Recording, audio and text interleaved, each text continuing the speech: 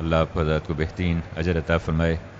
بہت دور سے مختلف علاقوں سے مشقت مجاہدے کے ساتھ قربانی کے ساتھ آپ حضرات تشریف لائے ہیں. اللہ آپ کا آنا قبول فرمائے, برکت عطا فرمائے. تشریف رکھیں جی, بیٹھتے جائیں, بیٹھتے ہیں. بات شروع کرنے سے پہلے چند گزارشات ہیں. دیکھیے, یہ مجلسیں بہت مبارک ہیں, بہت اونچے درجے کی ہیں. جتنا آداب کے ساتھ, طلب اور شوق کے ساتھ ہم بیٹھیں گے, اللہ پاک اتنا نوازیں گے. عام محاورہ ہے کہ با ادب با نصیب, با ادب با نصیب. ہماری ان مجلسوں کا ایک وقار ہے,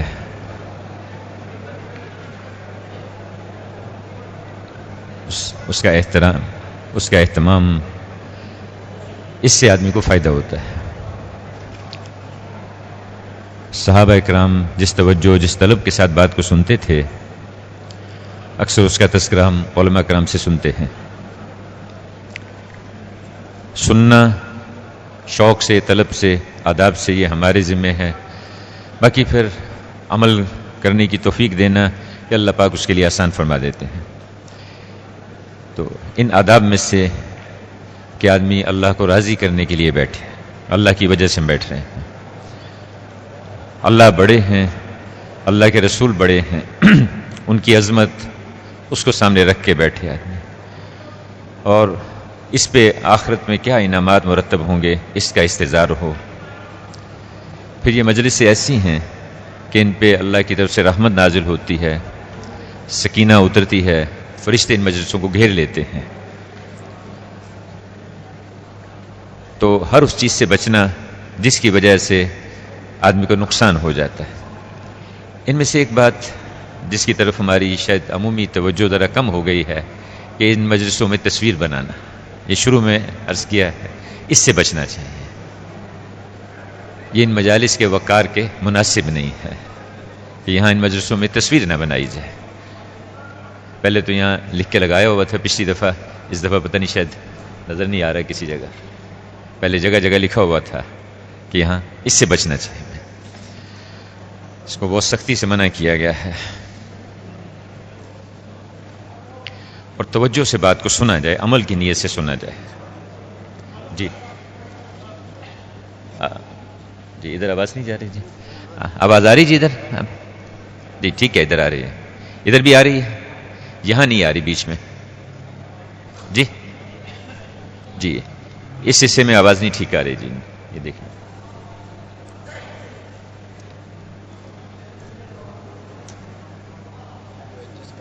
ٹھیک ہے, چلیں انشاءاللہ. دیکھیے امام صاحب نماز پڑھاتے ہیں نا جی, تو بعض جگہوں پہ تو لاؤڈ سپیکر پہ نماز ہوتی ہے, بعض جگہوں پہ کہ سنت کے قریب ہے اس کے بغیر نماز ہوتی ہے. لیکن پیچھے سننے والوں کو سب کو اتنا ہی ثواب ملتا ہے جتنا جن تک آواز پہنچتی ہے ان کو ملتا ہے, جتنا آواز نہیں پہنچتی ان کو بھی اتنا ہی اجر ملتا ہے. ہمارے ذمہ توجہ سے, طلب سے, شوق سے بیٹھنا, آداب سے بیٹھنا. یہ مجلسیں بڑی مبارک ہیں. ان میں جب بیٹھتا ہے, اس کے بعد مجلس سے جب اٹھتا ہے تو ایک اعلان کیا جاتا ہے, آسمانوں سے اعلان ہوتا ہے کہ جاؤ بخشے بخشائے چلے جاؤ. نہیں, تمہارے گناہوں کو اللہ نے معاف کر دیا اور تمہارے گناہوں کو نیکیوں سے بدل دیا. یہ سبھی کو اجر ملتا ہے, کسی کی سمجھ میں آیا نہیں آیا, سب کو اجر ملتا ہے. بسم اللہ الرحمن الرحیم, نصلی علی رسولہ الکریم. میرے محترم بزرگ اور بھائیو, انسان کو اللہ نے بڑا قیمتی بنایا ہے. ساری کائنات, آسمان, سورج, چاند, ستارے, زمین, پہاڑ, دریا, سب اللہ نے انسان کی خدمت کے لیے پیدا کیے. الدنیا خلقت لکم. انسان کو اللہ نے بہت قیمتی بنایا اور اس ساری کائنات کے نظام کو اس کی خدمت میں لگا دیا. اب انسان اللہ کے ہاں بہت اونچا ہے, بہت قیمتی ہے.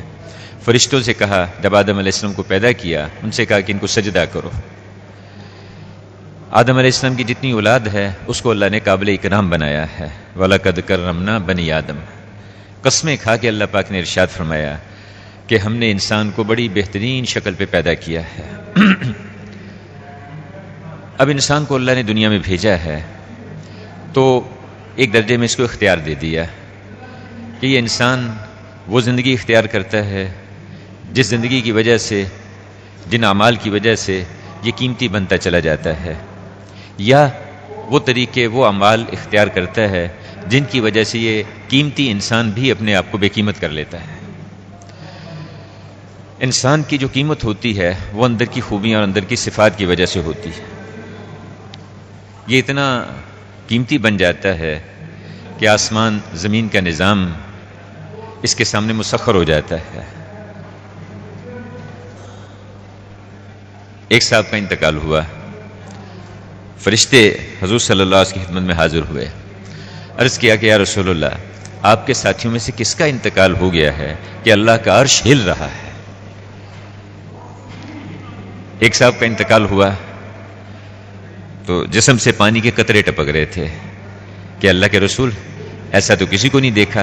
میں کہ ہاں، یہ فرشتوں نے ان کو غسل دیا ہے، غسیل الملائکہ۔ ایک صاحب چلتے چلتے سامنے سے گرے اور گر کے انتقال کر گئے۔ اللہ کے رسول نے کہا کہ دیکھو دیکھو، ان کے پیٹ سے کپڑا ہٹا کے دیکھو۔ جب کپڑا ہٹا کے دیکھا تو پیٹ کمر کے ساتھ لگا ہوا تھا۔ میں کہ بھوک نے اس کی جان لے لی۔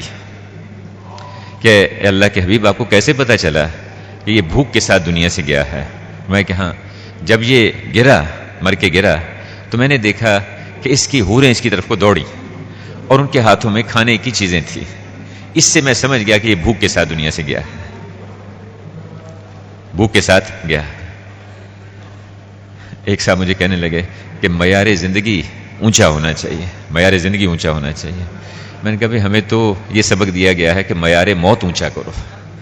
موت ایسی ہو کہ جب اللہ کے پاس جائیں تو اللہ ہمیں دیکھ کے خوش ہو اور ہم اللہ کو دیکھ کے خوش۔ موت ایسی آ جائے، مزے ہو جائیں گے، قبر ان کے لیے جنت کا باغ بن جائے، فرشتے ان کے استقبال کے لیے آ رہے ہوں، خوشخبریاں سنا رہے ہوں کہ تیرے لیے یہ نعمت، تیرے لیے یہ نعمت، تیرے لیے یہ انعام ہے۔ قبر میں رکھا جا رہا ہو تو قبر ان کے لیے حد نگاہ تو کشادہ ہو جائے، قبر میں جنت کی کھڑکیاں کھول دی جائیں، جنت کی خوشبوئیں، ہوائیں ان کی قبروں میں آ رہی ہوں۔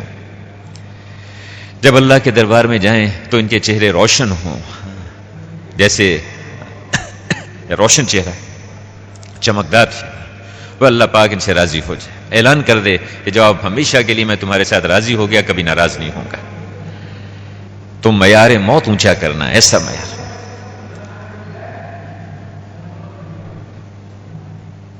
صحابہ کرام انہوں نے ایک زندگی گزار کے دکھائی، کہتے کہ آسمانوں سے کوئی مصیبت اترتی ہے اور کسی بستی میں، لیکن اس بستی میں ایسے لوگ ہوتے ہیں جو ان صفات والے ہیں جو اللہ کے ہاں محبوب ہیں۔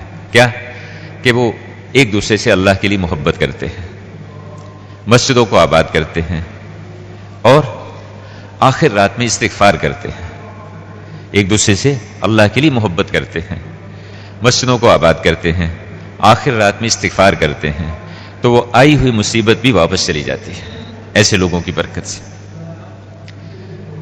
میرے بھائیوں بزرگوں، انسان اندر کی خوبیوں کی وجہ سے قیمتی بنتا ہے، ان صفات کی وجہ سے قیمتی بنتا ہے۔ بعضی صفات بنیادی ہیں، اگر وہ آ جائیں تو پھر انسان خوبیوں میں آگے ہی آگے بڑھتا چلا جاتا ہے۔ اور اگر انسان اپنے اوپر محنت کرنا چھوڑ دے، باہر کے نقشوں پہ، باہر کی چیزوں پہ محنت کرنے میں لگ جائے، اپنے آپ کو بھول جائے، تو سڑکیں تو بڑی اچھی بن جائیں گی، عمارتیں اونچی اونچی تیار ہو جائیں گی، لیکن انسان اندر کے اعتبار سے انسان بہت نیچے چلا جاتا ہے، اسفل سافلین، بہت نیچے چلا جاتا ہے۔ ایسے انسان دنیا کے اندر بھی پریشانیوں کا ذریعہ بنتے ہیں، آخرت میں بھی پریشانیاں آتی ہیں۔ اب انسانوں پہ محنت کرنا، انسانوں کے اندر خوبیاں پیدا ہو جانا، چونکہ انسان کا بننا اصل ہے۔ اگر انسان صحیح ہے، انسان بنا ہوا ہے، تو جس شعبے میں وہ جائے گا وہ ٹھیک چلے گا۔ بگڑے ہوئے انسانوں کے ساتھ دنیا کے نظام ٹھیک طرح سے نہیں چل سکتے۔ انسان اگر بنے گا تو جس محکمے میں، جس شعبے میں جائے گا وہ ٹھیک چلے گا۔ اب انسانوں کا بننا کیا ہے؟ انسانوں کا بننا کیا ہے؟ انسان کے اندر وہ خوبیاں پیدا ہو جائیں جو اللہ کے ہاں محبوب ہے، پسندیدہ ہیں۔ ان خوبیوں کی وجہ سے انسان قیمتی انسان بنتے ہیں۔ ان میں جیسے دیکھیں، ایک آدمی ایک گھڑی خریدنے کے لیے جاتا ہے، دکاندار سے پوچھتا ہے بھائی یہ گھڑی کتنے کی؟ یہ 50 پاؤنڈ کی ہے۔ یہ کتنے کی؟ یہ 500 پاؤنڈ کی ہے۔ اتنا فرق کیا وجہ ہے؟ تو اب وہ بتائے گا کہ اس گھڑی میں یہ خوبیاں ہیں، یہ ڈیجیٹل ہے، یہ شاک پروف ہے، یہ واٹر پروف ہے، اس کے اندر کیلنڈر ہے، اس میں قبلے کا رخ دیکھا جا سکتا ہے، اس میں نمازوں کے اوقات معلوم کیے جا سکتے ہیں. وہ گھڑی کی خوبیاں بتائے گا، جبکہ اس گھڑی میں یہ خوبیاں نہیں ہے، خالی وقت بتاتی ہے. آدمی کو سمجھ میں آتا ہے. اگر اس کی بجائے وہ یہ کہے کہ یہ بڑے خوبصورت ڈبے میں، بڑی شاندار الماری میں نے سجا کے رکھی ہوئی ہے، اس لیے 500 کی ہے، اور دوسری کہ اس کے باہر ہے اس لیے 50 کی ہے، تو اس کو کوئی قبول نہیں کرتا. اسی طرح انسان اللہ کے ہاں جو قیمتی بنتا ہے وہ اندر کی خوبیوں کی وجہ سے قیمتی بنتا ہے. باہر کے جو نقشے ہیں اس کی وجہ سے اللہ کے ہاں انسان قیمتی نہیں بنا کرتا، اندر کی خوبیوں کی وجہ سے. کیونکہ باہر کا جتنا بنا ہوا ہوگا، موت کے وقت یہ سب باہر رہ جائے گا. قبر میں جو جائے گا، جو اس کے اندر بنا ہوا اس کے ساتھ جائے گا، اس کے اندر کی جو صفات ہوں گی وہ اس کے ساتھ جائیں گی، اور اس پہ فیصلہ ہوگا، اس پہ اللہ کی طرف سے طے ہوگا کہ اس کے لیے کیا. ہاں، اب اس میں سب سے پہلی بات جو ہے وہ یہ ہے کہ آدمی اپنے خالق کو، اپنے مالک کو پہچانے. وہ کون ہے جس نے مجھے پیدا کیا، کس نے مجھے بنایا، کس نے مجھے یعنی ایسی محبت کے ساتھ پیدا کیا ہے، ہر چیز کو ایسے مناسب طریقے سے سجایا. آنکھیں اس نے دیں، ہاتھ اس نے دیے، پاؤں اس نے دیے، پھر آنکھوں میں دیکھنے کی طاقت اس نے رکھی، دماغ میں سوچنے کی طاقت رکھی. 2 دھاگے ٹیڑے ہو جائیں اس دماغ کے، اس کو کوئی پاس بٹھانے کو تیار نہیں ہے. یہ بیچارہ دیوانہ ہو گیا، پاگل ہو گیا، اس کو دیوار کے پیچھے لے جاؤ، یہ یہاں رہنے کے قابل نہیں ہے. جس اللہ نے دماغ دیا، پھر اس میں سوچنے سمجھنے کی استعداد رکھی، جس اللہ پاک نے ہاتھ پاؤں دیے، ان میں پکڑنے اور چلنے کی قوت رکھی، جس اللہ پاک نے کانوں میں سننے کی طاقت رکھی، اس اللہ کو پہچاننا، وہ مالک، وہ خالق. پھر جس نے انسان کے باہر سارا نظام اس کی خدمت کے لیے لگا دیا، آسمانوں کو اس کے لیے بنایا، زمین کو اس کے لیے بچھایا، ہواؤں کا نظام اس کے لیے چلایا، سورج اور چاند اور ستاروں کو اللہ پاک نے اس کے لیے بنایا، ساری دنیا اللہ پاک نے اس کی خدمت میں لگا دی. اس اللہ کو پہچاننا اور اس کے سامنے جھکنا، اس کی اطاعت، اس کی بندگی پہ آ جانا. اس اللہ پاک نے اس اللہ کی قدرت کو پہچاننا کہ وہ اللہ کون ہے جس اللہ پاک نے یہ سارا نظام بنایا ہے، ایک ایک ذرہ، ایک ایک تنکا. امام شافعی رحمۃ اللہ علیہ کے پاس ایک آدمی آ گیا، کہنے لگا کہ میں خدا کو نہیں مانتا.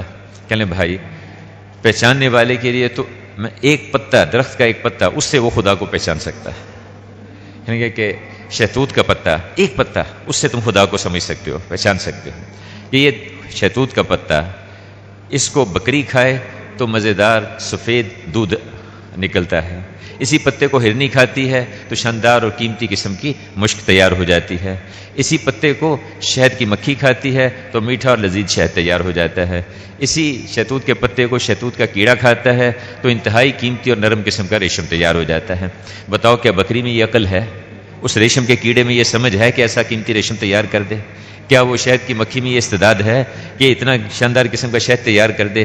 اور ایک درخت کے پتے سے اتنا کچھ تیار ہو رہا ہے. بنانے والا کون ہے؟ اس بنانے والے کو پہچانو، اس کو دیکھو.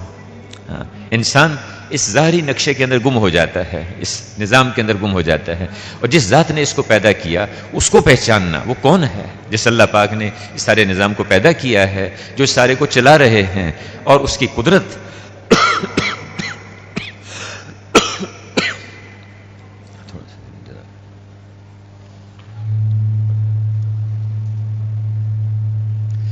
اللہ کو پہچاننا.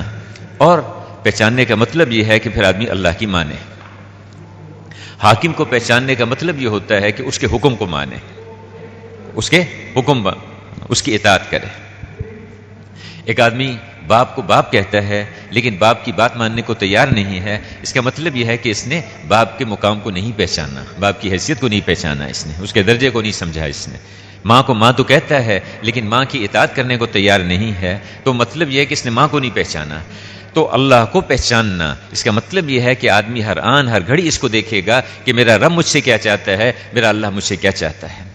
جن انسانوں کے اندر ایمان ہوگا وہ اتنا قیمتی ہے کہ جب تک ایک شخص بھی ایسا موجود ہے جس کے اندر تھوڑا سا ایمان موجود ہے، اس ساری کائنات کے نظام کو قائم رکھا جائے گا. آسمان، زمین، سورج، چاند سب اپنے ایک دائرے میں اپنے قائم رہیں گے، چلتے رہیں گے. جس دن وہ آخری انسان بھی دنیا سے مٹ جائے گا، دنیا سے چلا جائے گا، تو اس انسان کے جانے پر یہ سارے نظام کو توڑ پھوڑ دیا جائے گا. اسرافیل علیہ السلام سور پھونکیں گے، آسمان ٹوٹ کے زمین پہ گر جائیں گے، سمندروں میں آگ لگ جائے گی، پہاڑ روئی کے گالوں کی طرح سے اڑیں گے، انسان پتنگوں کی طرح سے اڑیں گے جس دن وہ آخری انسان دنیا سے چلا جائے.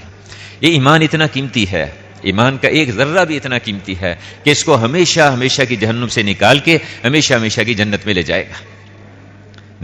قیامت کے دن جب جنتی جنت میں چلے جائیں گے، جہنمی جہنم میں چلے جائیں گے، اور پھر کچھ لوگ جہنم سے اپنی سزا بھگت بھگت کے جنت میں آنا شروع کر دیں گے، اور آخر میں وہ بھی جہنم سے سب نکل آئیں گے. کچھ عرصہ گزرے گا تو جہنم میں سے ایک آواز آئے گی، یا حنان یا منان، یا حنان یا منان. میں نے ایک عالم سے پوچھا کہ حنان کس کو کہتے ہیں، حنان کا کیا مطلب ہے؟ کہنے لگے کہ حنین اس اونٹنی کی آواز کو کہتے ہیں جو اپنے بچہ جب اس کا گم ہو جاتا ہے تو اس کو بلانے کے لیے وہ آواز جو نکالتی ہے اس کو کہتے ہیں حنین، اس اونٹنی کو. تو اس سے سمجھ جاؤ کہ یعنی ماں جیسی محبت کرنے والا، اور منان بڑے بڑے احسانوں پہ احسان کرنے والا. یا حنان یا منان. تو اللہ کو پکارے گا. یہ اللہ کے نام ہیں، اللہ کے جتنے صفاتی نام ہیں ان کے مطلب کو آدمی دیکھے اور اس کو سمجھے کہ بدیع، بغیر نمونے کے کائنات کو، سارے نظام کو بنانے والا. انسان نے جو کچھ بنایا ایک نمونہ سامنے رکھ کے بنایا کہ جی ہوائی جہاز، اللہ کے کتنے ہوائی جہاز لاکھوں کروڑوں ہوا میں اڑ رہے ہیں، کسی رن وے کی ضرورت نہیں ہے ان کو، کسی ایئرپورٹ کی ضرورت نہیں، ایسے یہیں سے اوپر اٹھ جاتے ہیں، یہیں سے نیچے آ کے بیٹھ جاتے ہیں. یہ کشتیاں بنائی، جہاز، اللہ کے کتنے ہزار. تو انسان نے جو کچھ بنایا اس کے سامنے کچھ نمونے رکھے، اس کو دیکھ کے بنایا. اور اللہ پاک نے بدیع السماوات والارض، آسمان و زمین کو بغیر نمونے کے پیدا کر دیا. پہچانو تو صحیح اس کو. تو اللہ پاک کا ہر نام اس نے پکارنا شروع کیا، یا حنان یا منان. تو اللہ پاک نے مالک جو جہنم کے دروگے ان سے کہا کہ یہ کون ہے جو اندر پکار رہا ہے؟ تو وہ اس کو نکال کے لا کے اللہ کے سامنے کھڑا کر دیا کہ اللہ یہ چیخو پکار کر رہا تھا. میرے بندے کیا چاہتا ہے؟ اللہ بڑی تکلیف میں ہوں، بہت آگ میں، تکلیف میں، مصیبت میں ہوں. میں یہ نہیں کہتا کہ مجھے آپ جہنم سے اس میں جنت میں بھیج دیں، میرے اعمال ہی ایسے ہیں، اور مجھے بس وہ دروازے کے قریب بٹھا دیں، اندر بڑی تکلیف ہے. اچھا بھی اس کو جہنم کے دروازے کے قریب بٹھا دو. کچھ عرصہ گزرے گا پھر دوبارہ پکارنا شروع کرے گا، یا حنان یا منان، یا حنان یا منان. میرے بندے اب کیا چاہتا ہے؟ اے اللہ آپ نے اتنا احسان کیا، میں یہ تو نہیں کہتا کہ مجھے آپ جنت میں بھیج دیں، وہ سامنے جو درخت نظر آ رہا ہے نا بس اس کے قریب بٹھا دیں، یا پیچھے بڑی تکلیف ہے، بہت عذاب میں ہوں. اچھا بھی اس کو وہاں بٹھا دو، درخت کے پاس بٹھا دیا جائے گا. کچھ اور عرصہ گزرے گا، دور سے جنت نظر آئے گی.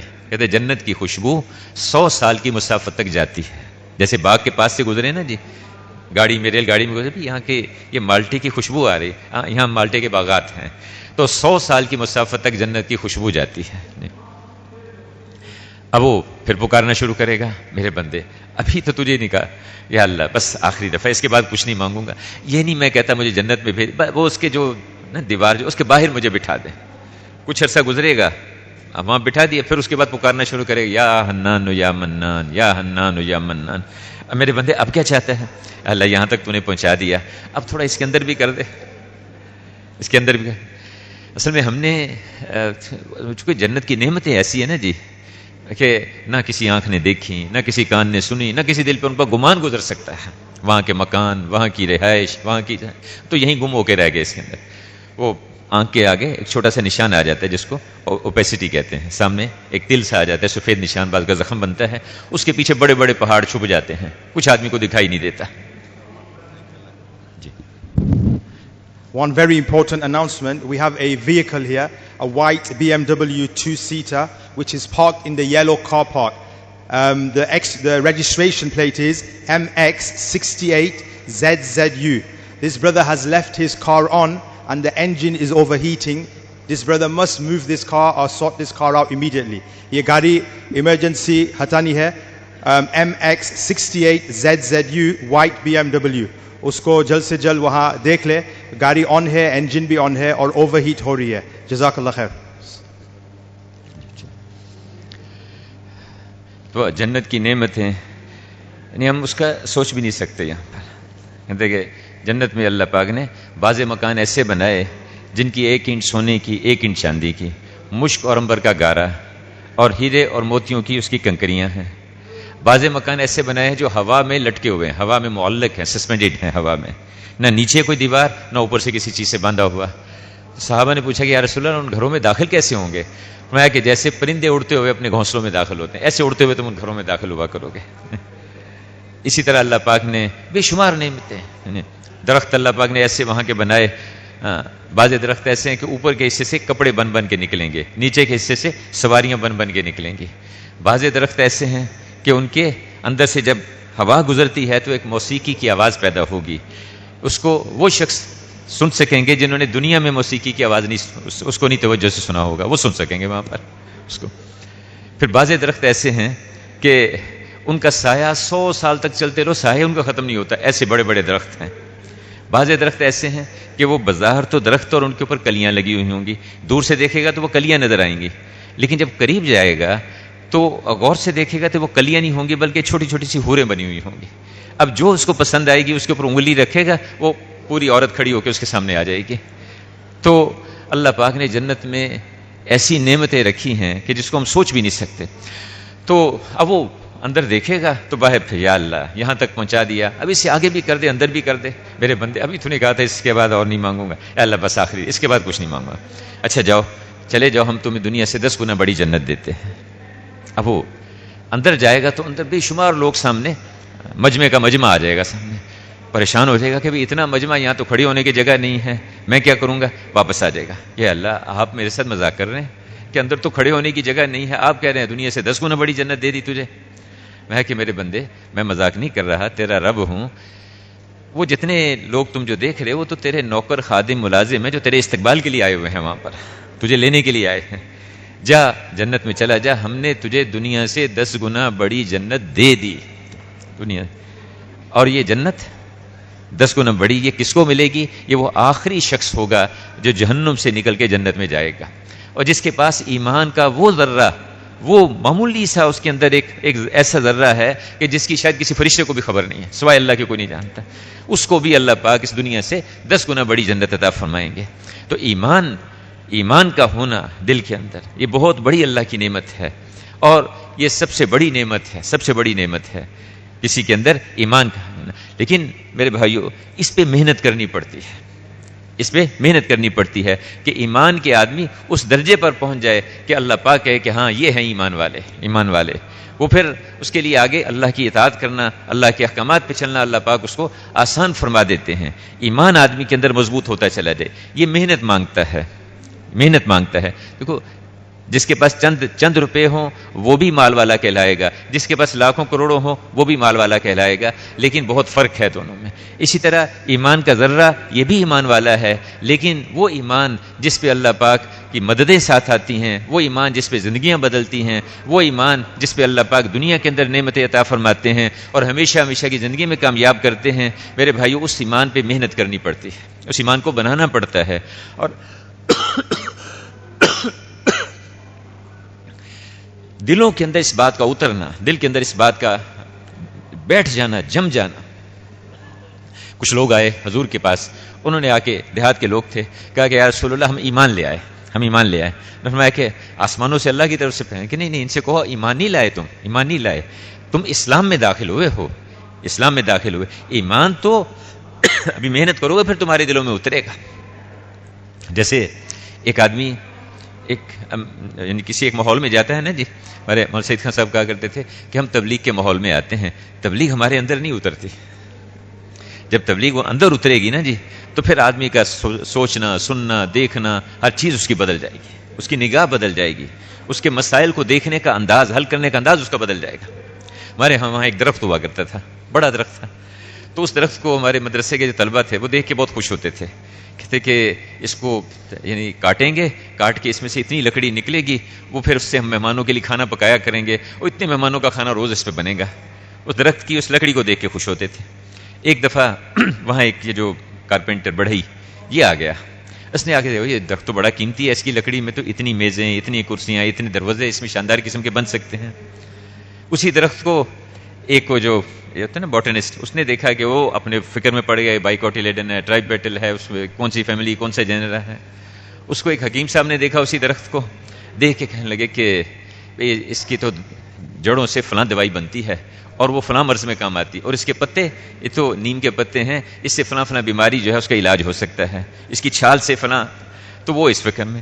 لیکن اسی درخت کو ایک ایمان والا دیکھتا ہے کہ وہ اللہ اکبر، چھوٹا سا بیج اتنا بڑا درخت کس نے بنا دیا، کس نے اس کے اوپر پھول لگائے، کس نے اس کے اوپر پھل لگا دیے، اور کس نے اس کے اندر خوشبو پیدا کی، کس نے اس میں ذائقہ پیدا کیا. لا الہ الا اللہ، ایک اللہ نے کیا، ایک اللہ. اس کا یعنی ایمان جب دل کے اندر اترتا ہے تو پھر ہر چیز کو دیکھنے کا اس کا انداز بدل جاتا ہے، اس کا رخ بدل جاتا ہے. اس کے سامنے آخرت، مرنے کی زندگی اس کے سامنے ہوتی ہے، مرنے کے بعد کی زندگی اس کے سامنے آ جاتی ہے. تو دلوں کے اندر اس ایمان کا اتر جانا، دل کے اندر اس یقین کا اتر جانا کہ اللہ کے علاوہ کسی کے ہاتھ میں کچھ ہے ہی نہیں. عزت دینے والے اللہ ہیں، حفاظت کرنے والے اللہ ہیں، امن دینے والے اللہ ہیں. مومن اللہ ہیں امن دینے والے. حالات کے بنانے والے بھی اللہ ہیں، حالات کے بگاڑنے والے بھی اللہ ہیں. حالات کا بننے کا اور بگڑنے کا فیصلہ آسمانوں سے آتا ہے. چیزیں الگ مخلوق ہیں، حالات الگ مخلوق ہیں. چیزوں کے ہونے سے حالات اچھے ہوں گے یہ ضروری نہیں ہے. دواؤں کے مل جانے سے صحت مل جائے گی یہ لازمی نہیں ہے. دوائیں ہوں گی، صحت ملے گی جب اللہ کا ارادہ ہوگا. دوائیں ہوں گی، صحت نہیں ملے گی اگر اللہ کا فیصلہ نہیں ہوگا. زمین سے لے کے آسمان تک مختلف طرح کی چیزوں کے ڈھیر لگا دیں، کام تب بنے گے جب اللہ کا فیصلہ ہوگا، اللہ کا ارادہ ہوگا. دیکھیے عبداللہ بن مبارک رحمۃ اللہ علیہ فرماتے ہیں کہ میں نے حکمت کی کتابوں میں پڑھا ہے، اللہ پاک ارشاد فرماتے ہیں اے میرے بندو، تمہارے حاکموں کے، تمہارے بادشاہوں کے دل میرے ہاتھ میں ہیں. جب تم میری اطاعت کرو گے، میری فرما برداری کرو گے تو میں ان کے دلوں کو تمہارے لیے نرم کر دوں گا. پھر وہ تمہارا بھلا سوچیں گے، تمہیں نفع پہنچائیں گے، تمہارے خیر خواہ بنیں گے. اور جب تم میری نافرمانیاں کرو گے تو میں ان کے دلوں کو تمہارے لیے سخت کر دوں گا. پھر وہ تمہارے اوپر ظلم ڈھائیں گے، ستم توڑیں گے. جب ایسا ہونے لگے تو اپنے حاکموں کو، بادشاہوں کو برا بھلا کہنے کے بیکار کام میں نہ لگ جانا. اپنے اعمال کو، اپنی زندگیوں کو ٹھیک کر لینا، میں پھر سے ان کو تمہارے لیے بدل دوں گا. تو حالات اللہ کی طرف سے آتے ہیں اور ان حالات کا تعلق انسانوں کے بدن سے نکلنے والے اعمال کے ساتھ ہے. اعمال اچھے ہوں گے اللہ کی طرف سے اچھے حالات کا فیصلہ ہوگا، اعمال بگڑیں گے اللہ کی طرف سے حالات کے بگاڑ کا فیصلہ ہوگا. امن اللہ کے ارادے سے ملے گا اگر وہ اعمال ہوں گے جس پہ اللہ نے امن کا فیصلہ کیا. معز اللہ پاک ہیں، اپنی ذات سے معز ہیں، چاہے وہ عزت کے اسباب کے ذریعے عزت دے دیں، چاہے ان کے بغیر عزت دے دیں، چاہے ذلت کے اسباب جمع کر کے اس میں سے عزت نکال کے دکھا دیں. حفیظ اللہ ہیں، چاہے حفاظت کے اسباب کے ذریعے حفاظت کر دیں، چاہے اس کے بغیر حفاظت کر دیں، چاہے ہلاکت کے سارے اسباب جمع ہو جائیں اس میں سے حفاظت نکال کے دے دیں.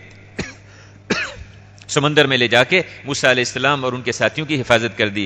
چھری کے نیچے لٹا کے اسماعیل علیہ السلام کی حفاظت فرما دی. ابراہیم علیہ السلام کو آگ میں لے جا کے ہلاکت کے اسباب جمع ہیں اس میں سے بچا کے دکھا دیا. 100 تلواروں کے بیچ میں سے اللہ کے رسول کو نکال کے بچا کے لے گئے. یہ بتایا کہ دیکھو ہم حفیظ ہیں، ہم اپنی ذات سے حفیظ ہیں، کسی سبب کے، کسی نقشے کے محتاج نہیں ہیں. پرورش کرنے والے اللہ ہیں، رب اللہ ہے. جتنے پرورش کے اسباب ہیں سب جمع ہو جائیں، پرورش بگاڑ کے دکھا دیں، اور کوئی سبب، کوئی نقشہ موجود نہ ہو پھر بھی پال کے دکھا دیں. اصحاب کہف کو 309 سال تک بغیر کھلائے، بغیر پلائے ان کو زندہ رکھا، ان کی پرورش کر کے دکھا دی. اور سارے نقشوں کے بیچ میں فرعون کو، نمرود کو، ان کی پرورش کو برباد کر کے دکھا دیا کہ دیکھو پالنے والے ہم ہیں، پرورش کرنے والے ہم ہیں، اللہ کے ارادے سے، رب اللہ ہیں. اور یہ اتنا بڑا سوال ہے کہ پیدا ہوتے ہی روحوں کو پیدا کیا، پوچھا کہ کیا میں تمہارا رب نہیں ہوں؟ کیا میں تمہارے کاموں کا بنانے والا، تمہارے مسئلوں کا حل کرنے والا میں نہیں ہوں، یا میرے علاوہ کوئی اور بھی ہے؟ قالوا بلا، کہا کہ نہیں آپ ہی ہیں. کوئی نقشہ، کوئی شکل، کوئی صورت، کوئی مادی، کوئی ترتیب سامنے نہیں تھی، آپ ہی ہیں، آپ ہی ہیں. دنیا میں بھیج دیا، پھر اس کی بار بار مشق کرائی اس کی نبیوں کے ذریعے سے. آخر میں رسول اللہ صلی اللہ علیہ وسلم کو بھیجا کہ دیکھو یہ سبق، پہلی آیت کیا فرمائی؟ الحمدللہ رب العالمین، یہاں سے شروع کیا. اور بیچ میں جگہ سکھاتے، قرآن کے آخر میں جا کے قل اعوذ برب الناس، کہ دیکھو ہم رب ہیں، اس کو پہچانو. نماز میں دن میں 5 دفعہ اس کی مشق کرا رہے ہیں، سبحان ربی العظیم، سبحان ربی الاعلی، بار بار اس کو کہو. اور پھر اس کے بعد قبر میں لے جا کے من ربک، بتا تیرا رب کون ہے، بتا تیرا رب کون ہے. جو ان نقشوں میں گم ہو گیا وہ وہاں جا کے پریشان ہو جائے گا. لا دری، اے افسوس، اے اللہ میں نہیں جانتا میرا رب کون ہے. نہ دکان جس کو میں پالنے والا سمجھتا تھا، نہ کھیتی، نہ وہ ڈگری، نہ وہ ملازمت، کچھ بھی تو سامنے نہیں ہے. یہ قبر، اب یہاں میں کس کو رب سمجھوں؟ لا دری، ہائے افسوس میں نہیں جانتا.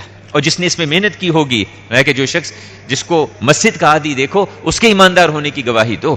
یہ اس کی جس کو مسجد کا عادی دیکھو، اذان ہوئی نماز کی طرف کو چل پڑے. ہاں یہ ہے رجال اللہ تلہیہم تجارت ولا بیع عن ذکر اللہ، کہ ان کو دنیا کے کام دھندے، کاروبار، تجارت، ملازمت ان کو اللہ کی یاد سے غافل نہیں کرتی. یہ جانتے ہیں کہ اللہ ان کے رب ہیں، اللہ ان کے مالک ہیں، اللہ پاک ان کے پیدا کرنے والے ہیں، اللہ کے ہاتھ میں سارا نظام ہے. یہ دکان میں پرورش نہیں سمجھتے، کھیتی میں پرورش نہیں سمجھتے، ہاں اس کے متعلق اللہ نے احکامات دیے ہیں، ان حکموں کو پورا کرنے کی نیت سے اس میں لگتے ہیں.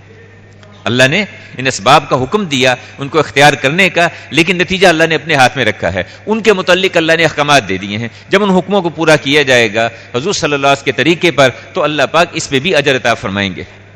باقی روزی اس میں نہیں ہے، نہ دکان میں، نہ کھیتی میں. نہ ایک اللہ والے جا رہے تھے، کھیت میں سے گزر رہے تھے، تو ایک عورت کو دیکھا ایک کھیت کے کنارے پہ، اس کو دیکھ رہی تھی فصل کو. فصل پکی ہوئی تیار کٹنے کے قریب کھڑی تھی، دیکھتی رہی اس کو. تو یہ پاس سے گزرے تو انہوں نے پوچھ لیا اس سے کہ بی بی یہ فصل کس کی ہے یہ؟ تو اس نے کہا اگر صحیح سلامت رہی تو ہماری ہے. آگے چلے گئے. رات کو زبردست بارش ہوئی، ساری کھیتیاں پانی میں ڈوب کے ختم ہو گئیں سب. اگلی صبح کو وہاں سے وہ واپس آ رہے تھے تو وہ جو عورت تھی وہ اپنی کھیتی کے کنارے کھڑی اس کھیت کو دیکھ رہی تھی کہ ساری فصل ختم ہو گئی، سب برباد ہو گئی. آسمان کی طرف اس نے منہ اٹھایا اور مخاطب کر کے اللہ کو کہیں، اے اللہ تو نے ہی زمین سے اس کو اگایا تھا، تو نے اس کو بڑا کیا، تو نے سورج کی گرمی بھیج کے اس کو پکایا، تیار کیا، اور جب کٹنے کے قریب ہو گئی تو نے ہی بارش بھیج کے سب ختم کر دیا. الحمدللہ رب العالمین.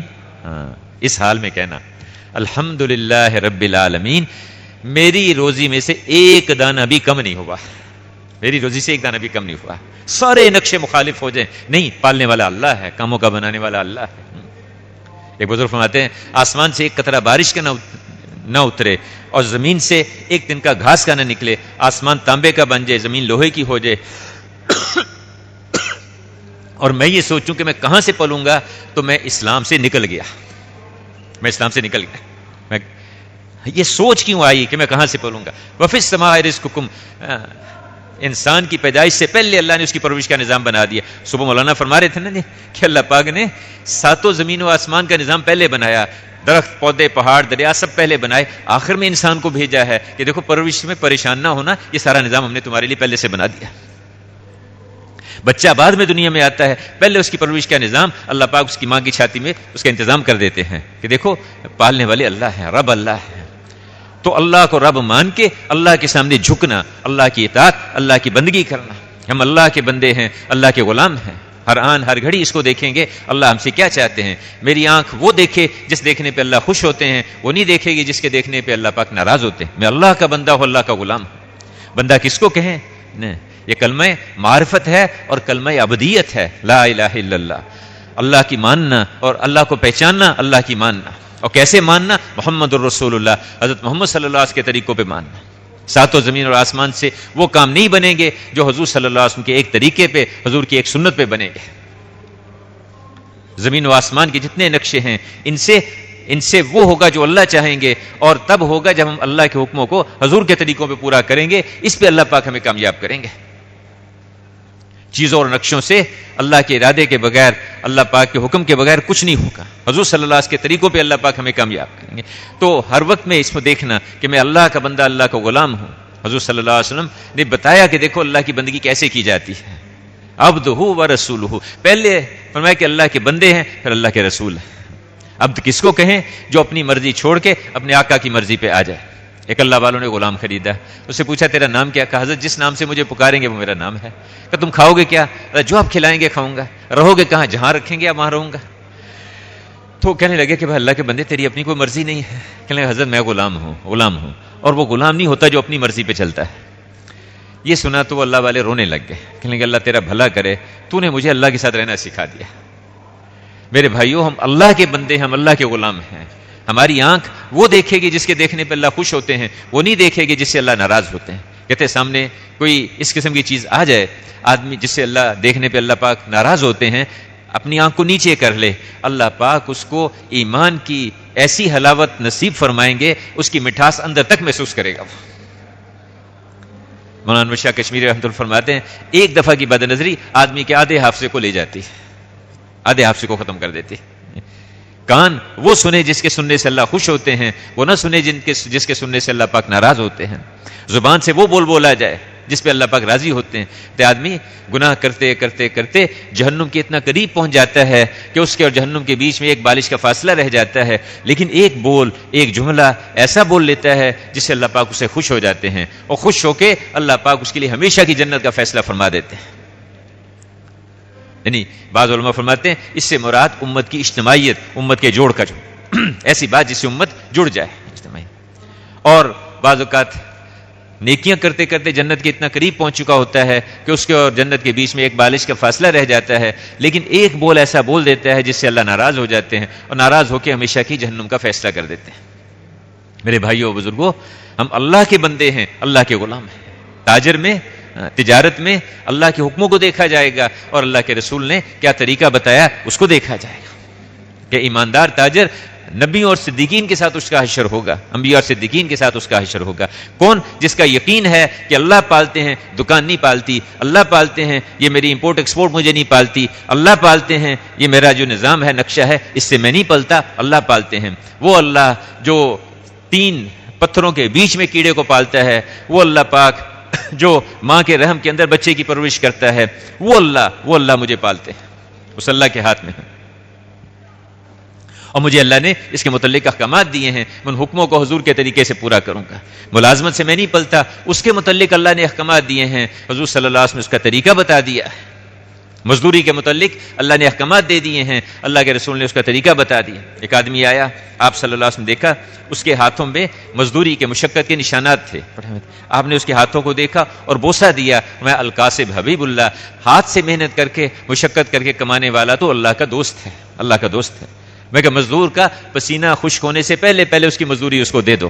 کیا مطلب؟ کہ مزدور بھی اس طرح سے محنت کرے کہ جس میں اس کا پسینہ بہنے لگے، اپنا پورا اس کا حق ادا کرے، اور دوسرے کے مالک کے ذمہ کیا کہ اس کا حق میں کمی نہ کرو بلکہ اس سے زیادہ اس کو دے دو۔ اللہ نے زندگی گزارنے کا ایک زندگی دی ہے جو اللہ نے آسمانوں سے اتاری ہے میرے بھائیوں، اور ایک ذرہ بھی ایسا نہیں ہے جس کے بارے میں اللہ اور اللہ کے رسول نے رہنمائی نہیں کی۔ کپڑا پہننا ہے کیسے پہننا ہے، جوتا پہننا ہے اسے پہننے کا طریقہ کیا ہے، بالوں میں کنگھی کرنی ہے کس طرح سے کرنی ہے، تمہیں بیت الخلاء جانا ہے کیسے جانا ہے، تم نے گھر سے نکلنا ہے کس طرح سے نکلنا ہے، ہر چیز کے بارے میں اللہ نے رہنمائی فرما دی، اللہ کے رسول نے اس کا طریقہ بتا دیا، اور اللہ نے اس سارے نظام کو محفوظ کرا دیا ان علماء کرام کے ذریعے سے۔ ہم اللہ کی مانیں گے، اللہ کے رسول کے طریقوں پہ چلیں گے۔ یہ جو نماز ہے نا جی، نماز استعداد پیدا کرے گی آدمی کے اندر، اس میں استعداد پیدا ہوگی، لیکن نماز بنے، اب نماز پہ محنت کرنی پڑتی ہے۔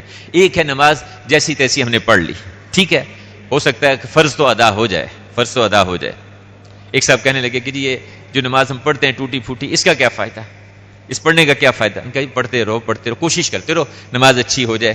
ان کا جی پھر بھی تو انہوں نے سمجھایا کہ دیکھو پانی جو ہے کتنے کام آتا ہے، صاف پانی جو ہے، کپڑے دھونے، نہانا، وضو کرنا، استنجا کرنا، کوئی آدمی بے شمار اس کے کام ہیں، اور یہ جو سیوریج کا پانی ہوتا ہے، گٹر کا گندا پانی، یہ کسی کام آ سکتا ہے؟ کہ یہ تو کسی کام کا نہیں۔ کہ ایک فائدہ اس کا بھی ہے، جیسا تیسا بھی ہے، کپڑے نہیں دھو سکتے، کھانے پکانے میں کام نہیں آ سکتا یہ، لیکن ایک فائدہ اس کا بھی ہے، قریب کسی جگہ آگ لگ جائے تو یہ پانی اس پہ ڈال دو گے تو آگ تو بجھ ہی جائے گی۔ تو انشاءاللہ جیسی تیسی نماز ہے، اللہ کے انشاءاللہ اللہ پاک جہنم کے عذاب سے بچا ہی لیں گے اس کی۔ اور اللہ پاک دیکھو کہ فرمایا نا کہ اس کے ایماندار ہونے کی گواہی دو جس کو مسجد کا عادی دیکھو، کسی مسلمان کا کسی کے بارے میں ایک گواہی دے دینا، اس کے اچھا ہونے کا اس کے گمان رکھنا، یہ بھی بڑا اونچا ہے کہ ایک آدمی کا انتقال ہوتا ہے، اللہ جانتے ہیں کہ اس نے کیا کیا اللہ کی نافرمانیاں کی ہیں، لیکن لوگوں کے اندر اس کے بارے میں اچھا گمان ہوتا ہے کہ ماشاءاللہ یہ تو تبلیغ والا ہے، پرانا ساتھی ہے، ملکوں میں بھی جاتا رہا ہے، یہ تو اچھا گمان ہے اس کے بارے میں۔ اب وہ اس کے جنازے پہ 2 آدمی آپس میں باتیں کر رہے ہوتے ہیں کہ جہاں تک ہم جانتے ہیں یہ مسجد میں بھی آتا تھا، نماز کے مسئلہ نیک آدمی تھا، شریف آدمی تھا، لیکن اللہ کے علم میں ہوتا ہے کہ اس نے کیا کیا گناہ کیے۔ تنہائیوں کے گناہ جو ہوا کرتے ہیں نا جی، تنہائیوں کے گناہ، اس کی وجہ سے ایک نقصان ہوتا ہے دنیا میں، وہ کیا ہے کہ اللہ پاک اپنے ساتھ بیٹھنے کی لذت سے محروم کر دیتے ہیں اس کو۔ آدمی کا دل نہیں لگتا اللہ کے ساتھ بیٹھنے کو، تہجد میں، نفلوں میں، دعا میں اس کا دل نہیں لگتا، مسجد میں اس کا دل نہیں لگتا، کیونکہ مسجد جو ہے وہ ہر متقی کا گھر ہے، مسجد نبیوں کے بیٹھنے کی جگہ ہے، لیکن مسجد میں آئے گا بعد میں، نکلے گا پہلے، کب جو ہے نکلو یہاں سے۔ تو تنہائیوں کے گناہوں کی یہ نحوست ہوتی ہے. اللہ والوں کے دل میں اس کا بغض آ جاتا ہے, اہل اللہ کے دل میں اس کا بغض آ جاتا ہے. لیکن اللہ پاک ستار ہیں, پردہ فرمانے والے ہیں. اب وہ فرشتے اللہ پاک, یا اللہ اس کے اعمال تو اس کے ایسے ہیں, زندگی اس کی ایسی ہے, لیکن لوگ اس کے بارے میں, اس کے جنازے پہ بھی دیکھو بات کر رہے ہیں کہ بھی اچھا آدمی تھا, نہیں, ہم کیا کریں, ہمارے لیے کیا حکم ہے. تو اللہ پاک ایسے کرو کہ جو لوگ جو اس کے بارے میں کہہ رہے ہیں اس کو قبول کر لو, اور میرے علم کو چھوڑ دو, اس کو ایک طرف رہنے دو, بھائی اسی پہ فیصلہ کر دو, اسی پہ فیصلہ کر دو. اللہ بڑے کریم ہیں, ستاری فرماتے ہیں. تو میرے بھائی اور بزرگوں, مسجد میں نماز کا اہتمام کرنا, نماز کا کوئی مسئلہ آ جائے, کوئی پریشانی آ جائے, اللہ کے سامنے جھک جانا, اللہ کے سامنے اللہ سے مانگنا. یعنی نمازی شہنشاہ کا دروازہ کھٹکھٹاتا ہے, اور جو دروازہ کھٹکھٹاتا رہتا ہے دروازہ ضرور کھلتا ہے. لیکن نماز ہو, نماز بنانے کی. اب نماز کب بنے گی؟ جب اس میں یقین ٹھیک ہوگا. حضور والا طریقہ, اس کی مشق کرنا, علماء سے جا کے پوچھا جائے کہ حضور کس طریقے پہ نماز پڑھتے تھے. یعنی نماز ایسی پڑھو جیسی مجھے پڑھتے ہوئے دیکھتے ہوں. ایک آدمی آیا, نماز پڑھی, آپ نے جانے لگا, فرمایا جا کے دوبارہ نماز پڑھو. تو انہیں نماز نہیں پڑھی, پھر پڑھی انہیں, پھر چل پڑے. میں کہا نہیں, جاؤ واپس جاؤ, پھر نماز پڑھو, تم نے نماز نہیں پڑھی. اب وہ سمجھ گئے کہ نماز تو وہی ہوگی جس کو اللہ کے رسول کہیں گے, یا رسول اللہ اس سے اچھی تو میں نہیں پڑھ سکتا, آپ مجھے بتا دیجیے کیا کروں. پھر آپ نے ان کو بتایا کہ دیکھو یہ کمیاں ہیں تمہاری نماز میں, اس کا خیال کرو. تو اپنے اعمال کو علماء کے سامنے پیش کرنا, ان کے سامنے ان سے پوچھنا. الیاس رحمۃ اللہ علیہ کے بارے میں کہ ایک مفتی صاحب تشریف لے آئے, وضو کیا ان کے سامنے, کیا کہ مفتی صاحب ذرا میرا وضو دیکھ لیں, کیا وضو ٹھیک ہے, میرا وضو میرا ٹھیک ہے. تو اسی طرح ہر عمل کو علماء سے پوچھ کے زندگی گزارنا. دیکھیں جو علماء سے پوچھنے کے لیے آدمی جاتا ہے نا جی, کہ ہر قدم پہ اللہ پاک نیکیاں دیتے ہیں, گناہ معاف کرتے ہیں, اس کے درجات کو بلند کرتے ہیں. آسمانوں میں پرندے, زمین میں چونٹیاں, سمندروں کی مچھلیاں اس کے لیے دعائیں کرتی ہیں کہ اس علم کو سیکھنے کے لیے چلا ہے. اصل میں علم تو کہتے ہی اس کو تھے کہ اللہ کو پہچانو, اللہ کے اوامر کو پہچانو, اس کے احکامات کو پہچانو. حضور صلی اللہ علیہ وسلم نے ان حکموں کے پورا کرنے کا جو طریقہ بتایا ہے اس کو جا کے سیکھو, اور ان حکموں کے پورا کرنے پہ اللہ کیا دیں گے, اور نہیں پورا ہوں گے تو دنیا اور آخرت میں کیا نقصان ہوگا, اس کو جا کے پوچھو, اس کو سیکھو. آج مخلوق کو پہچاننا, مخلوق پہ محنت کرنا, اس سے فائدہ اٹھانے کے طریقے سیکھنا, اس کو علم سمجھ لیا گیا, اس کو علم سمجھ لیا گیا. ٹھیک ہے, ایک درجے میں ضرورت کی چیز ہے, لیکن اصل علم یہ تھا کہ ہم اللہ کو پہچانیں, اللہ کے احکامات کو معلوم کریں. ہر موقع کے اللہ نے احکامات دے دیے ہیں, اور اللہ کے رسول نے ان کا طریقہ بتا دیا ہے. تو نمازوں کو بڑھیا سے بڑھیا بنانا, اللہ کے دھیان کے ساتھ, اللہ کی محبت کے ساتھ نماز کو پڑھنا, اللہ کی محبت کے ساتھ, کہ اللہ کی محبت بہت بڑی چیز ہے جس کو اللہ پاک عطا فرما دے. ایمان کے ساتھ محبت جڑی ہوئی ہے, ایمان کے ساتھ اخلاص جڑا ہوا ہے. جب محبت ہوگی پھر آدمی اللہ کو راضی کرنے کی فکر میں لگے گا کہ اللہ پاک مجھ سے راضی ہو جائے. اور اللہ کا راضی ہو جانا, ورضوان من اللہ اکبر, یہ سب سے بڑی بات ہے, اللہ کا راضی ہو جانا. ہر آن ہر گھڑی ہر وہ عمل کرنا جس سے اللہ خوش ہو جاتے ہیں, ہر اس بات سے بچنا جس سے اللہ پاک ناراض ہوتے ہیں. وہ بول جس سے اللہ ناراض ہوتے اس سے بچنا, وہ دیکھنا جس سے اللہ ناراض ہوتے اس سے اپنے آپ کو بچانا, اور وہ چلنا وہ بیٹھنا جس سے اللہ ناراض ہوتے ہیں اس سے بچنا, اور ہر اس عمل کو اختیار کرنا جس پہ اللہ پاک مجھ سے راضی ہو جائیں گے. اللہ کا راضی ہو جانا یہ ضمانت ہے دنیا اور آخرت کی ہر قسم کی کامیابیوں کے مل جانے کی. اور جن کے اندر یہ بات ہر وقت ہوتی ہے کہ بھئی ہمیں اللہ کو راضی کرنا ہے, اللہ پاک ان کی وجہ سے دنیا کے اندر ہدایت کی روشنی کو عام کرتے ہیں, اور بڑے بڑے فتنوں کے دروازے بند ہو جاتے ہیں ایسے لوگوں کی وجہ سے. یہ جو فتنے آتے ہیں نا جی, آزمائشیں آتی ہیں, جب اخلاص والے جن کے اندر یہ بات ہوتی ہے کہ ہمیں اللہ کو راضی کرنا ہے, ہر عمل میں اس کو دیکھتے ہیں, تو اللہ پاک ان کی وجہ سے ان فتنوں کے دروازوں کو بند کر دیتے. میرے محترم بزرگوں اور بھائیوں, اللہ جل شانہ نے ہمیں بڑی خوبصورت زندگی دی تھی جس میں محبتیں ہیں, جس میں ایک دوسرے کی قدردانی ہے, لیکن ہماری اس زندگی کی قدر نہ کرنے کی وجہ سے ہم اس سے دور چلے گئے, اس سے محروم ہو گئے. حالانکہ ایسی محبتوں والی زندگی جس میں ماں کا بتا دیا اس کا کیا حق ہے, باپ کے بارے میں بتا دیا اس کا کیا, پڑوسی کے بارے میں بتا دیا, یعنی کسی مسلمان کے بارے میں اس کی عدم موجودگی میں ایسا جملہ ایسی بات کہنے کی اجازت نہیں ہے جو اس کے سامنے کہو تو اس کو ناگوار گزرے. ایک دفعہ وہاں میں ایک بزرگ تھے پرانے, انتقال کر گئے, تو ان کے پاس ہم چند نوجوان بیٹھے ہوئے تھے, تو ایک صاحب کا تذکرہ ہوا, تو ایک نوجوان اس میں طلب علم تھا, اس نے کہا کہ جی وہ جو سیاہ رنگ کے ہیں, سانولے رنگ کے جو ہیں وہ صاحب, تو انہوں نے اس پہ ناگواری کرنا کہ بھائی آپ نے غیبت کر دی ان کی, کہ اگر ان کے سامنے کہو گے تو ان کو ناگوار گزرے گا، آپ نے غیبت کر دی. اگر آپ اس کی جگہ یوں کہہ دیتے وہ جو لمبے قد والے ہیں، وہ جو سبز چشمہ پہنتے ہیں، تو اس سے کیا فرق پڑتا ہے؟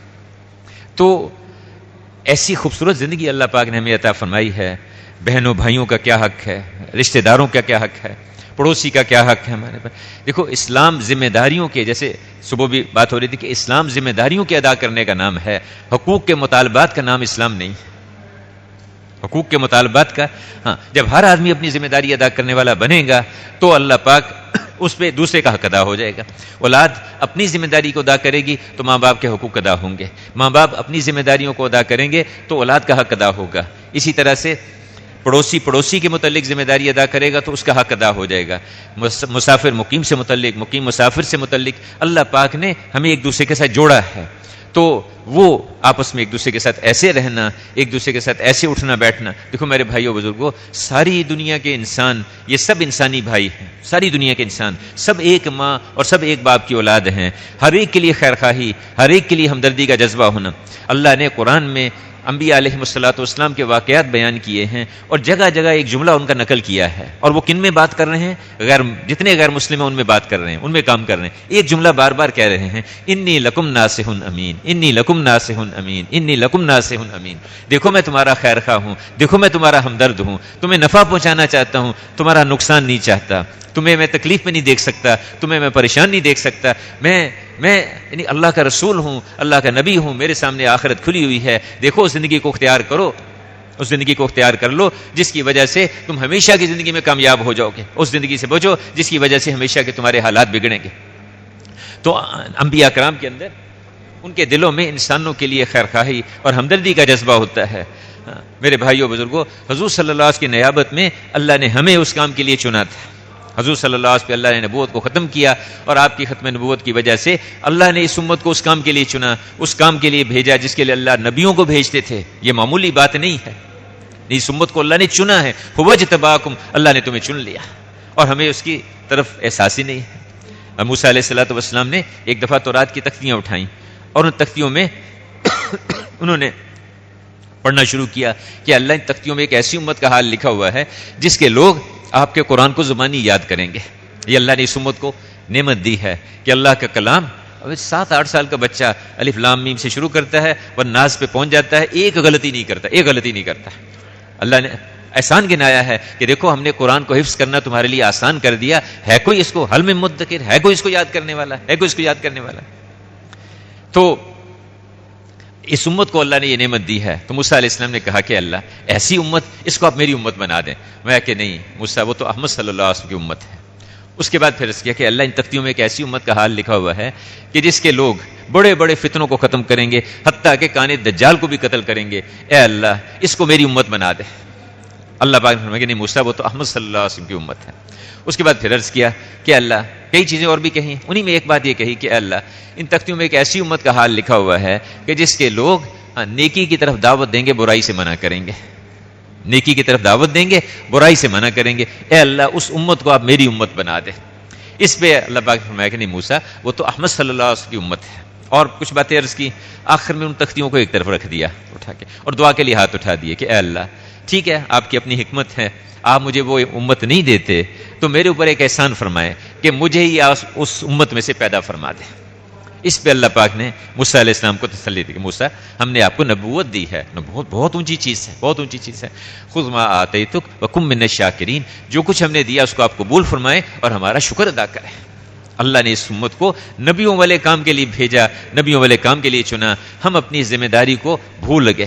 ایک آدمی کو ملک کا وزیر اعظم صدر بنایا گیا، اس نے اس سے استعفیٰ دے کے اور بازار میں جا کے سبزی کی ریڑھی لگا لی یا اس نے پھل کی دکان کھول لی. سب کہیں گے کہ تو نے اپنی حیثیت کو چھوٹا کر لیا، اپنے آپ کو نیچے گرا لیا. اللہ نے اس امت کو چنا تھا، پورے عالم کے انسانوں کی طرف بھیجا تھا اور ہم اپنی اس حیثیت کو بھول گئے. میں تاجر، دکاندار، ذمہ دار، ملازم، کھیتی باڑی والا، یہ تو ضرورت کی چیزیں تھیں. اللہ نے اس کے لیے ہمیں تھوڑی پیدا کیا تھا. ہم اپنی اس حیثیت کو بھول گئے. اس پہ میرے بھائیوں بزرگوں ہم اللہ سے توبہ کریں، اللہ سے معافی مانگیں کہ اللہ ہم سے قصور ہوا، ہم سے یہ بہت بڑا جرم ہوا. اس کو آج ہم اپنا قصور نہیں سمجھ رہے. ہم اس پہ اللہ سے استغفار کریں اور آئندہ کے لیے کہ اللہ ہم تیرے اس کام کے ہیں، اس کو سامنے رکھ کے، اس کام کو، اس مقصد کو، اس ذمہ داری کو، اس محنت کو اپنے سامنے رکھ کے اس کے اعتبار سے اپنی زندگی کا نظام بنائیں. اس میں سے وقت نکال کے گھر کو بھی دیکھ لیں، کھیتی باڑی کو بھی دیکھ لیں، کاروبار کو بھی دیکھ لیں. ٹھیک ہے اس میں کمی آئے گی لیکن جب ہم اس کام کو اپنا کام بنا کے چلیں گے تو اللہ پاک چھوٹے چھوٹے نقشوں سے بڑی بڑی کامیابیاں عطا فرمائیں گے، اور بغیر نقشوں کے اللہ پاک نقشے والوں کے اوپر اللہ غالب کریں گے. جب ہم اس کام کو اس کو اپنی محنت سمجھیں گے، جہاں کی آواز لگے، جتنے وقت کے لیے کہا جائے، جس طرف جانے کے لیے کہا جائے اور جس حال میں جانے کے لیے کہا جائے، اس کے لیے ہم تیار ہوں. یہ تو ابتدا ہے. وہ آدمی چلا لگا لے، 4 مہینے لگا لے، کوئی بعض ملکوں میں سال 7 مہینے کے لیے بھی اجازت دیتے ہیں، تو ہر سال 4 مہینے لگا لے. یہ تو ابتدا ہے. پہنچنا وہاں ہے کہ جس وقت میں بھی یہ آواز لگے، جہاں کے لیے کہا جائے، جس کے ساتھ جانے کے لیے کہا جائے، جس حال میں کہا جائے. اب بیماری میں گھسٹتے ہوئے زمین پہ جا رہے ہیں، اس حال میں نکلیں گے. اور اس میں کسی کے مرنے کا وقت ہے، کسی کے پیدا ہونے کا وقت ہے، وہ رکاوٹ نہیں بن رہے ہیں اس کے لیے. جس وقت میں آواز لگتی ہے اللہ کے راستے میں نکلنے کے لیے تیار ہو جاتے ہیں. یعنی عورتیں تک تانا دے رہی ہیں کہ تو اپنا، میں تو دیکھ رہی ہوں کہ تو میدان چھوڑ کے تو لنگڑے پن کا عذر کر کے جا ہی نہیں رہا تو میدان کے اندر. جی اللہ ملا تردنی الی اہلی، کہ اللہ مجھے میرے اب واپس نہ لوٹائیے، واپس نہ لوٹائیے. تو ایک جذبہ تھا امت کے اندر کہ ہمیں اعلاء کلمت اللہ کا کلمہ دنیا میں بلند ہو. اس کے لیے اللہ نے ہمیں بھیجا، اس کے لیے اللہ نے ہمیں چنا. میرے بھائیو اور بزرگوں، اس کو ہم اپنا کام سمجھے، اس کو اپنی ذمہ داری سمجھے اور اللہ سے دعائیں مانگے کہ اللہ آپ ہمیں اس کام کے لیے قبول فرما لیں اور ہمیں ذریعہ بنا لے سارے عالم کی ہدایت کا. وہ لوگ بڑے خوش قسمت ہیں، بہت خوش قسمت ہیں کہ جن کو اللہ پاک دنیا میں دین کے پھیلنے کا ذریعہ بنا لے. کیا خیال ہے آپ حضرات کا؟ کیوں جی یہ نبیوں کی قسم کے لوگ ہوں گے. ان کو اللہ پاک قیامت کے دن ان کرسیوں پہ بٹھائے گا جن پہ نبیوں کو بٹھایا جائے گا. اللہ پاک ان کو نبیوں کے ساتھ والی، ان کے پڑوس والی جنت میں جگہ عطا فرمائے گا. ان کے چہروں پہ وہ نور ہوگا جو انبیاء کرام کے چہروں پر ہوگا.